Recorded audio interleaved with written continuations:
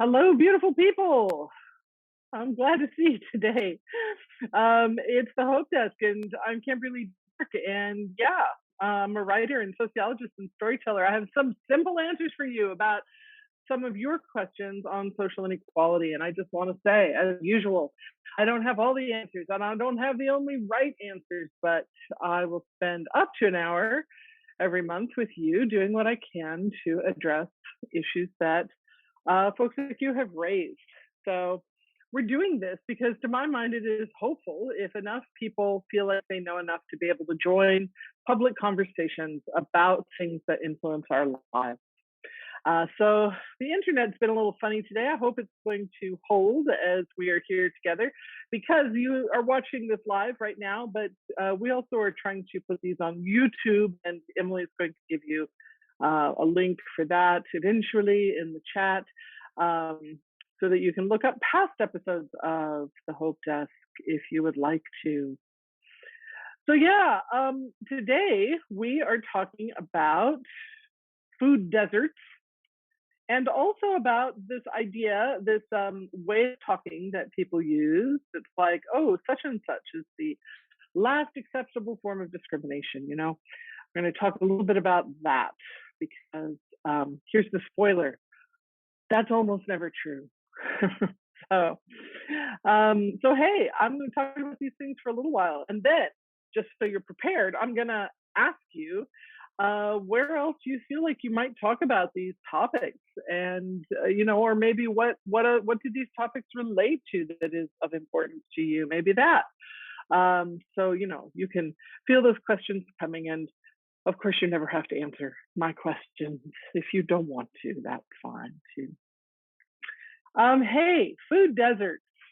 This is a term that that folks use to describe a variety of things. I'm going to mention some of them. So just so you know, it's a term that's like out there, and sometimes its parameters are different depending on who's using it and who's talking. So a food desert is basically an area, whether it's rural or urban, that has limited access to affordable and nutritious food. And there are also areas that are, like, sometimes people call them food oases, where there's higher access to supermarkets or vegetable shops. And what do you bet? Those tend to follow, social class lines, poverty lines, right? So the idea of a food desert, it considers the type and quality of food available to a population, in addition to the accessibility of the food, because large supermarkets tend to have a greater variety of food than smaller bodegas or farmers markets, even smaller places like this. So check it out, right? The U.S. Department of Agriculture reported that like 23.5 million people in the U.S. live in food deserts, meaning that they live in low-income census tracts more than a mile from a supermarket in an urban area, or more than 10 miles in a rural area. So, like I said, sometimes this food desert thing is defined based on proximity. Sometimes it's defined based on types of food available. But this is, you just have to take a look at the context. Hey, I hope that one of the first things that you're thinking about here is that, wow, this is an issue that is related to the ever widening gap between rich and poor in our country, where we used to have a whole lot more people in the middle class. We now have a whole lot more people on the lower end, and that influences food availability as well. So one of the big issues with this has to do with fresh food and quality of food. And okay, so I think it is overly simplistic to try to say, well, large supermarkets don't feel like they're going to make enough money in a poor neighborhood, so they just don't go there. That may be true, but that is also influenced by other factors, because obviously people of all socioeconomic statuses need to buy food. So let me talk for just a moment about redlining, for instance. So this is a real estate practice and also a lending practice in the United States that says that poor neighborhoods and also neighborhoods with large concentrations of people of color, banks don't lend in those areas in the same ways that they lend in whiter areas or richer areas. And so it might be, for instance, that a large supermarket would like to open a store in a certain impoverished area, but they cannot get a loan to build the building to do so. Or they cannot use an existing building for a supermarket. So I just want to say, like, all of the issues that we have with race and poverty are playing out with access to food as well. A lot of times when a private foundation, for instance, wants to create long-term economic stability in a poor neighborhood, what they will start with is a strip mall in which they can invest in a large supermarket and also usually a couple of restaurants and a couple of other stores as well. Also banks, usually they want to put in, a branch of a bank, because that is another issue in neighborhoods that, we're not going to get into too much today, but a lot of times people don't have access to their own money because they have no way to have a bank account nearby. So they're using check cashing places that cost them a great deal of money in order to cash their own paychecks. So I think this is significant to think about, like, how do private foundations try to have an impact on poor neighborhoods, usually through a supermarket, a bank, a couple restaurants, right? That's like the anchor for businesses that a community needs in order to thrive. So, hey, there are also some links with this problem of food deserts. There's some links to factory farming here as well, because factory farming drives what kind of produce is available. Also, the government subsidizes certain kinds of factory farming foods. Like, for instance, do you all ever think about the fact that most grocery stores sell one kind of banana, the Cavendish banana, even though there are dozens and dozens of grocery store viable bananas that could be grown? So there is a farming link here as well. I know this is not unique, that any issue that we talk about is going to connect back in significant ways to every other evil about poverty and racism, but this one is no different. There's some tricky things here with thinking about food deserts and the availability of fresh food. So a lot of times, smaller bodegas, even if they are carrying fruits and vegetables, they can't carry a whole lot of those things. And also those smaller bodegas, paradoxically, usually are charging more money for the goods that they are selling, because, they're not large supermarkets. And so the paradox, of course, is, it's too poor a neighborhood to have a supermarket, and so therefore the people in that area spend more on food. They also might really be getting sub-quality food. So I'm thinking now about 99-cent stores. For instance, the 99-cent store that used to be in the neighborhood where I lived when I lived in an urban area. Wow, I just want to say the produce that they sold stunk like pesticides. I mean, it was like astonishing. And I thought, where did they get this stuff that it is, so chemical smelling?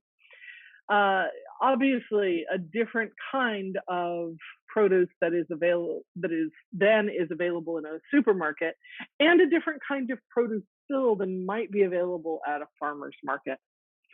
So there are some folks coming up with really creative, meaningful, viable solutions, and I would love for Emily to share the Soulfire Farms website. And I'm offering you this website not because I don't know these people. I'm not trying to, push the work that they've done, but they have put together some resources, some books, some videos on not factory, on alternatives to factory farming and on what it means for a community to, take over their own food production in a meaningful way. So, Soulfire Farms itself, I don't know much about them, but I think their resources are very good.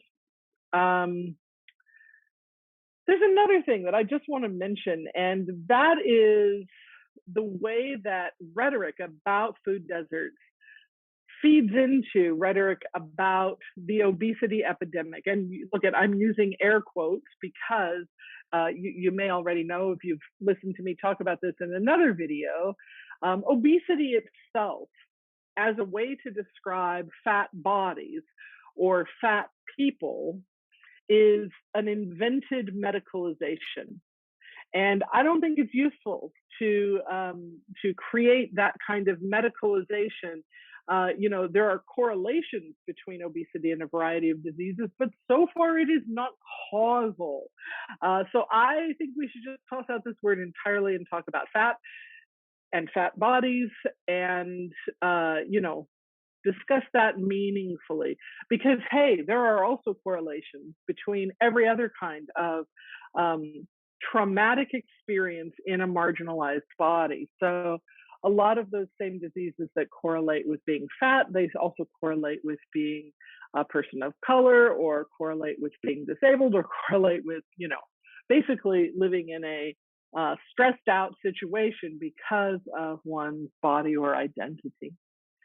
So I'm bringing this up because a lot of times people talk about food deserts in the same breath that they talk about the obesity epidemic and how lack of access to fresh foods, to an over-reliance on processed or packaged foods, which is a tricky designation itself also, since, obviously there are high quality foods that are also packaged or processed, but people talk about how these things are related. And, look, I am in favor of access to good, healthy food, but I think that the ways in which we discuss it are very important and may indeed fuel hatred towards certain groups or help us to alleviate hatred and also understand what is happening. So yeah, it would be great if there was some broader consciousness about how we access food and about how farmers help to feed the population. And that, I hope, is where we're headed when we talk about food deserts and people's need for access to high quality foods. Is there anything that anyone would like to discuss or comment or ask about this food desert topic? There are so many things related to it, and I realize I'm just touching the surface, but again, this is, hopefully to give you enough information to have your own public conversation. I have a question. Please. And then Rachel, I saw your hand. Do you know if anything in the Biden administration infrastructure bill talks about this? I don't know. Is anyone else in the room happen to know this? Because I know there's a lot of emphasis on child care money. Yeah. Yeah. And I might have looked this up, but I'm going to be honest with you. I've lost track in all of the different modifications of, the Biden plan. It didn't occur to me to look that up today, but it's a good question. And I'm just way out of touch with news, so I figured I'd just pepper that out there. Thank you. No, fair enough. Use your Google, expand your knowledge about this topic. Rachel, did you have a question? I have more of a comment, because I heard actually Virgie Tovar speaking on this topic, and she pointed out that the people who are, say, in the desert are really offended by that term. And sometimes. Yeah, and that there is I mean, there's kind of cultural meals being made out of the food that's being found in these deserts. In our typical, what we call nutritious, it's not there, but it's still there. It's becoming a heritage, really, that Mhm. they're eating these meals from the corner 7-Eleven or whatever it is, and just creating their own meal plan, for lack of a better word, out of it. And it's kind of a delicate thing to say, Yeah. we're going to take this away and we're going to give you good food when they're they've grown to enjoy it. Yeah. Rachel, I'm glad that you brought this up because this is precisely what I'm trying to discuss when I say it makes a great deal of difference how we talk about these things so that we can be mindful of either further stigmatizing marginalized communities or elevating their ingenuity, because I think that is the kind of thing that you're talking about when like for instance when innovative recipes come out of what you can buy at a 7-Eleven. I mean, that is innovation that comes from lack of access to something broader. But I think we still have to be able to talk about the lack of access to something broader. And so, both of those things can be true at once.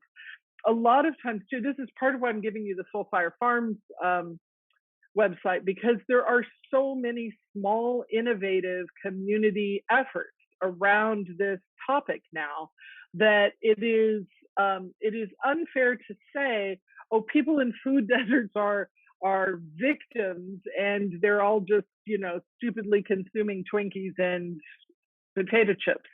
And I think that is where the rhetoric goes negatively. But it's not. It is far more nuanced than that. So I do know folks that are offended by the idea of food desert versus food oasis, as it creates a further distinction between rich and poor. But I also know folks that are definitely activists around the idea of what kind of availability is had, and specifically how is that connected to farming practices, for instance, that say, oh, there's only one kind of apple that really is available, or one kind of banana, or there's only, that we're going to mono farm in a certain area, when really, if an area lacks food, that, creating a situation where you're farming more than one thing at once is often a better solution for the people in that area. So yeah, I'm glad you brought that up, and it's we have to be very careful with how we are discussing these things, and also how we are being sure that people with creative solutions are involved in those conversations. So I think Soulfire Farms is a good start. Anything else about this topic right now? You still can ask later.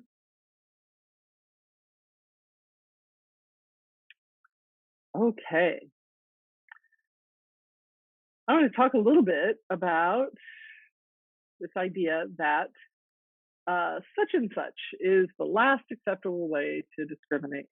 So, sometimes I think that we don't even know ourselves that we are being marginalized or oppressed.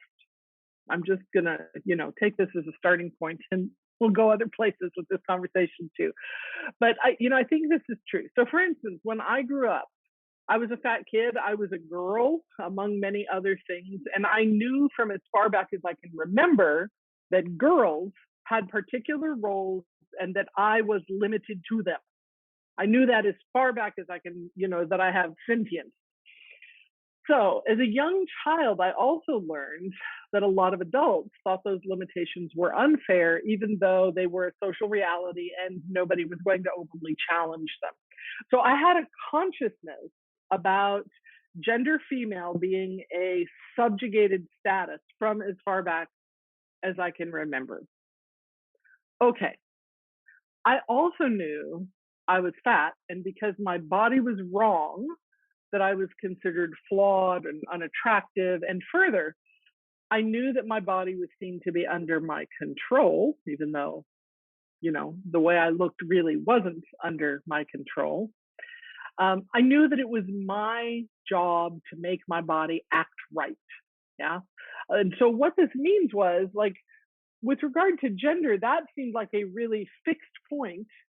It was a, lesser status, but it was a fixed point, and we knew that was wrong, but we didn't do anything about it.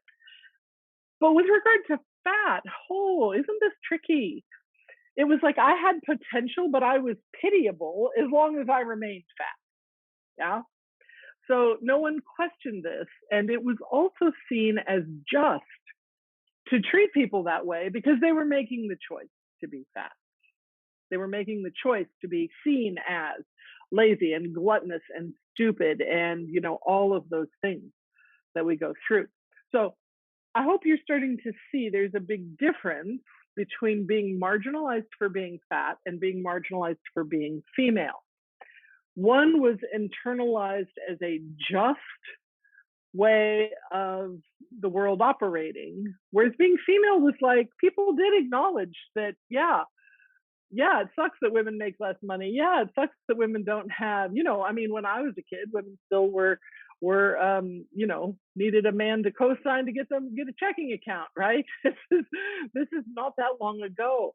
People saw that as wrong, but that it was still the world we operated in. Okay, so stay with me here for a moment. Oftentimes, when a person discovers that they have been wrongly marginalized, or that a loved one experiences some kind of gross discrimination that they didn't previously see, it seems like, oh my God, that is really the last truly acceptable form of discrimination. I mean, look how acceptable it is. I didn't even see it. This makes sense that a person might see it that way.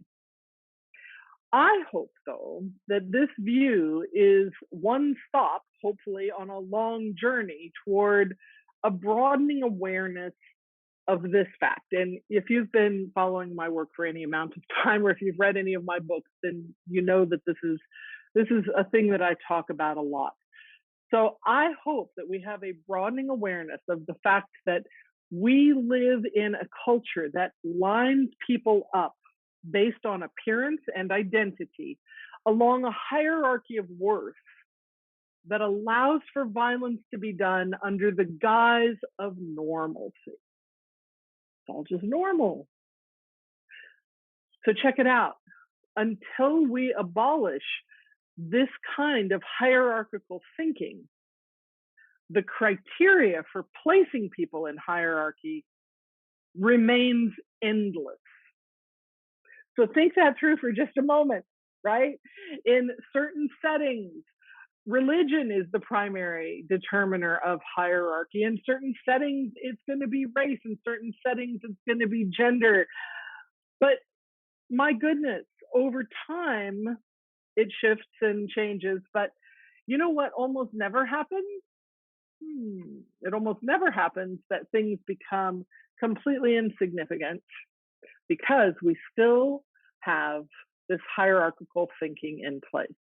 So criteria very rarely slide off the radar when we turn to focus on a new hatred.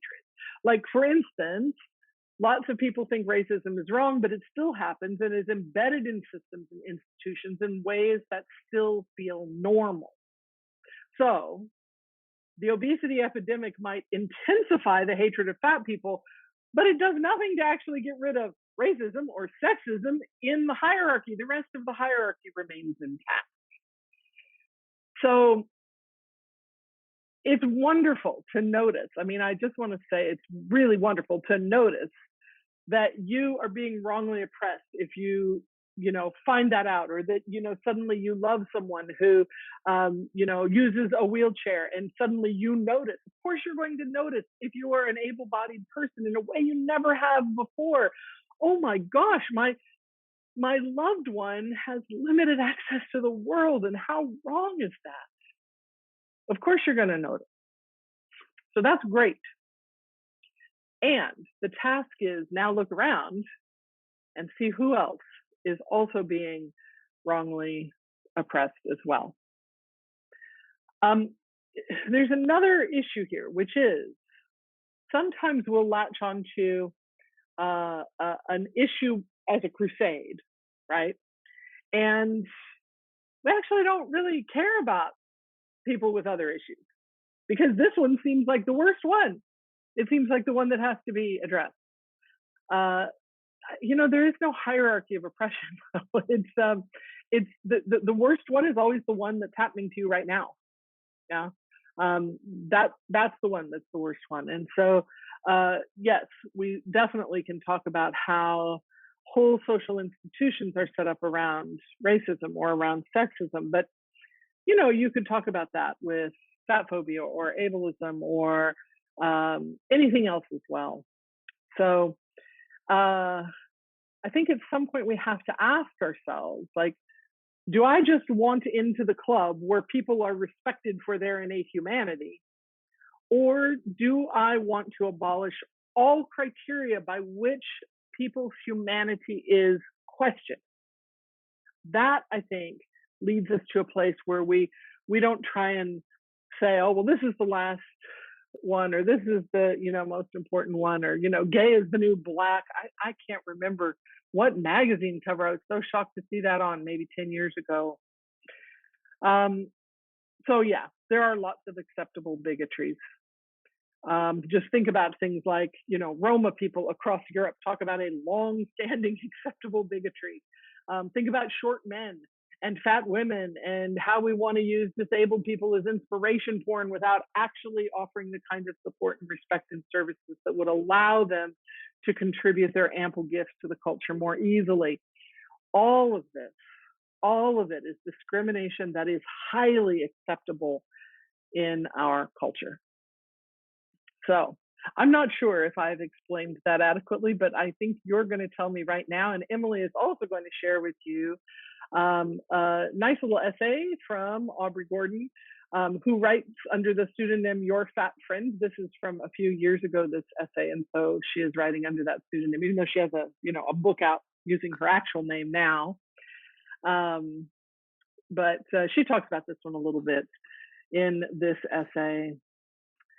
Are there comments or questions about this business of the last acceptable discrimination that anyone would like to bring up or discuss further?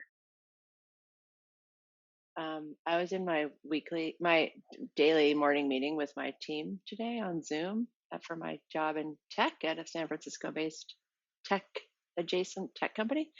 And we were picking out a gift card that we were going to give to another coworker for their birthday, and we were just looking at like all the different ugly graphics on these Visa gift cards, and someone was like, "Oh, I like the one with the purple bow," and then this person on my team who could be 25, she could be 30, I don't know how old she is, but she's like, "Don't choose that one. That's for a granny." She's in the UK, and I was like, don't you like, I have like gray hair and jowls, like I'm 50, like why, I felt like it was a little microaggression against old Age. people. Yeah, and like that feels like a quite acceptable, because in my same team meetings, people routinely get called in beautifully for when they misgender other people that we work with. Mm-hmm. So like people are like pretty good at being good.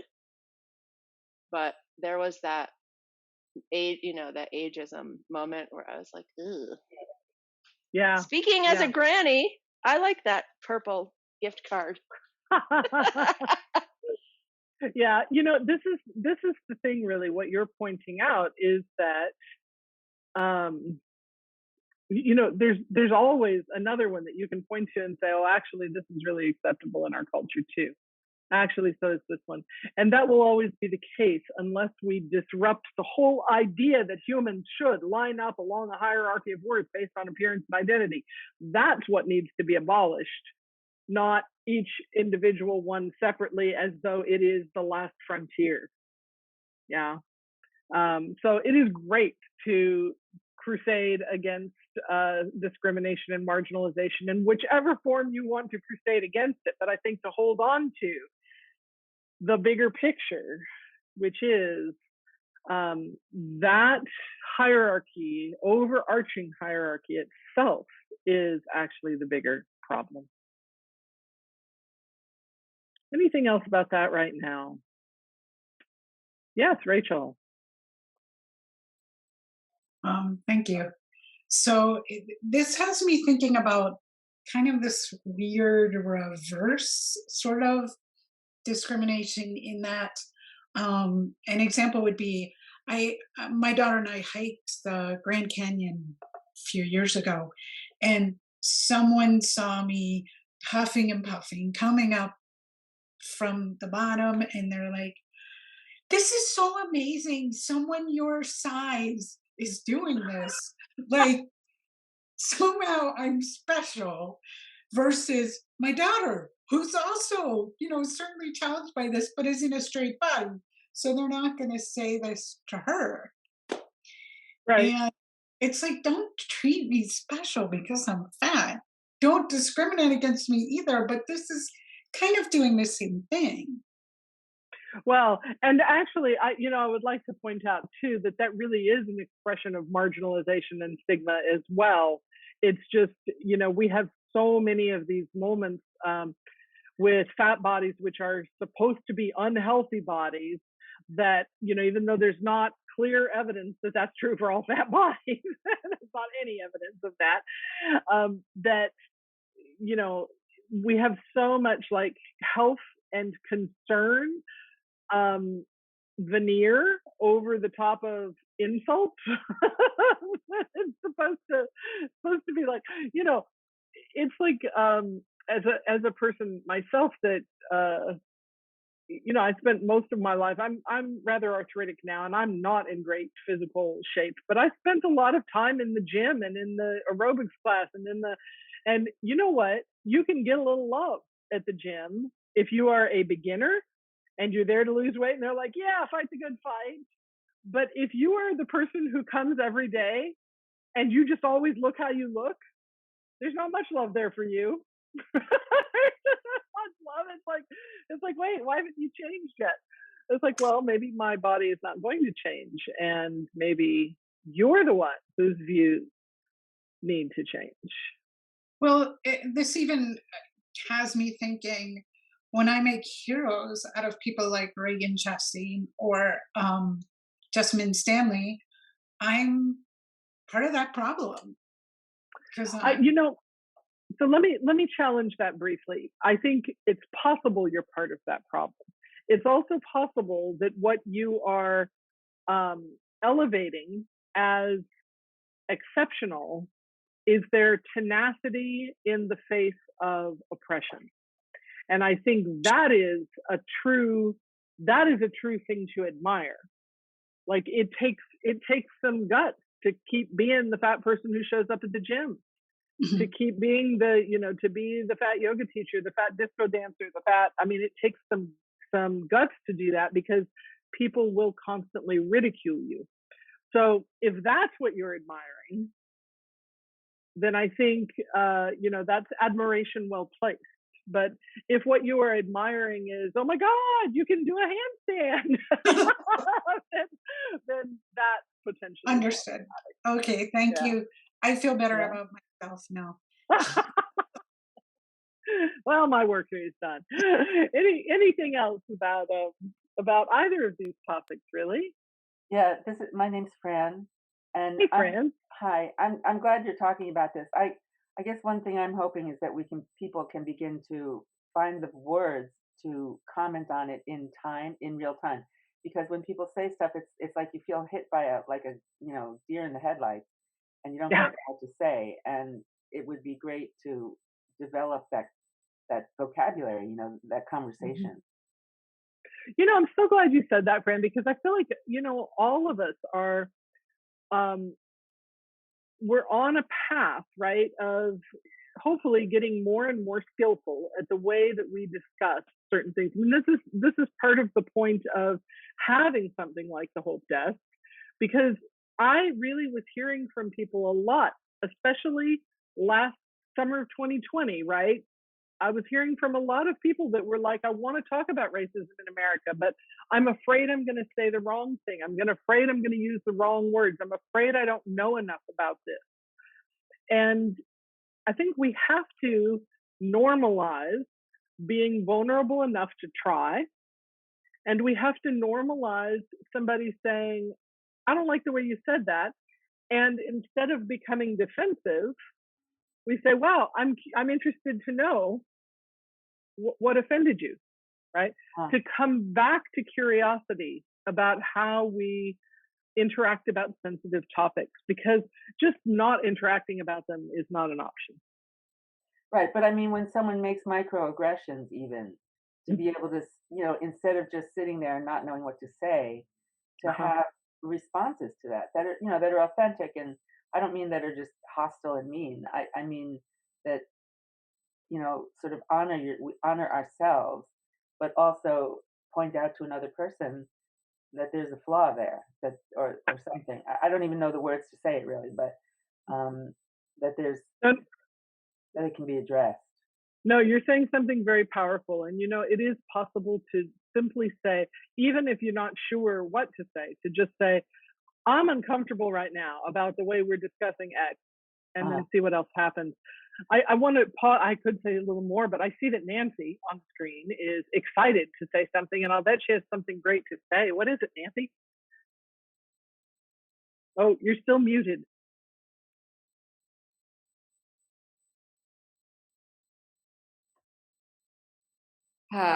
Technology is such a challenge. Can you hear me now? Yes. Okay. I don't know where this came from originally, but I consider it the all-purpose response. When somebody says something that you just don't even know how to respond to, you can always say, why would you think it's okay to say that? And just have that prepared, because you can be genuinely curious, or you can be a little more confrontational. Why would you think it's okay to say that? But if you've got that ready, then it's there and you can go with it. In it applies to all kinds of different situations. I like it. And you're right. It can sound confrontational, but sometimes you do want that. And it's also possible to say things that don't sound so confrontational, like, I'm uncomfortable, and, see what happens next. Or, gosh, the last time somebody said that, it was offensive. Is this different? I've said that sometimes with people, like, hey, I've heard that before. That's actually one that I use if I'm in another country, for instance, and somebody uses a word that I think, oh, those are fighting words. Wait, but maybe I don't know, because I'm in a different cultural context. There's so many ways, and we can practice them ahead of time in our minds, and to become better, just like what you said, Nancy, you like pull that out, right? Because you've got it. And that's what we want, is to have our means of intervention so handy that it's not a big deal to pull it out and say it. I have a great one that I'd love to share with the group. So Please. Someone says something and then they go, "Oh, I'm just kidding," or it was a joke. I learned this from some comedian friends of mine. When someone says that, you can say, "Oh, you were making a joke. Who's laughing?" That's a nice one. Particularly nice one. when someone's like punching down, so to speak. Yeah. Yeah. Who's laughing? Yeah. Who's Like, supposed oh, to like laugh you go, at like, that? yeah. Oh, really? Who's laughing? Like, because when someone says it was a joke, it's like not passive aggressive, but it's like neutral aggressive. It is. It's trying to cover up any negative impact that, and as we know, intention and impact are two different things. So a person can talk all day about how they didn't intend for something to be offensive, but if the impact is offensive, then we need to be responsible for that. That's beautiful. That's a beautiful one. Sometimes also, I might even say, if somebody says, "Oh, it's a joke," I might even say, "I don't find that funny." And that is you could simple say enough. like, I'm not laughing. Yeah. Sometimes sometimes I turn it into a joke too and say, "Oh well, I am a humorless lesbian, but I don't find that funny." Yeah, that's a good one. You know, since we've all been Right, accused of right, right. Well, this humorous lesbian does not exactly. find that funny. Exactly. So, um you still can ask more questions if you want to, but I'm going to ask you the question that I always ask, which is, do you think there's going to come a time in the following week or two where you might talk about food deserts or the trope of the last acceptable discrimination? What do y'all think? You can just see you, Candace. You can just chime on in. Oh, okay, yeah. I was gonna say I'm trying to appear. I'm eating, so I turned the camera off, and oh, there's my Fair enough. rest of my meal. But anyway, I I like this being with you. So I didn't come here for this topic because I didn't even know what you were going to talk about. It didn't matter. I was going to be here. And Perfect. as soon as you started, I'm like, oh my gosh, I am writing a grant this week, and we are calling it um, Pulverizing Poverty. And so one of the components of that is dealing with food issues. And that's we're like these three tracks. And I work in education, so we're trying to build community schools around having all the services in one spot so people don't have to be seen as, oh, I saw him going into the social worker's office, I saw him going to the food Yeah. stamp office. So that's a big focus for our organization. And I some of the I've been writing notes, some of the words you're using, and some of it will just help me a lot. So I will definitely be talking about it. The grant is due on Friday, so thank you. Hey, that's a beautiful bit of coincidence. I'm glad that the topic was useful today. I just want to say too, you know, I have a history as a grant writer myself, and it really is hard with grants to be very mindful of the language that we use, because usually you're trying to do everything you can to make the situation sound horrible, which is like, we deserve the money, but it also sometimes you know, it pushes us to use phrases like obesity epidemic when it really doesn't need to be in there, you know. So kudos to you for, you know, putting together a proposal, and I hope you get the money. Anything else anybody would like to say?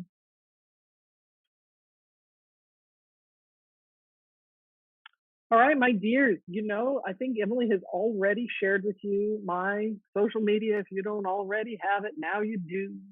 And also a link for past episodes of the Hope Desk. You can Yep. check out those online. And please keep sending topics. You know, I keep a little spreadsheet. If I don't get to them immediately, I'll get to them eventually. So please do that. And I'll see you next year. Thanks, Emily, for your help too.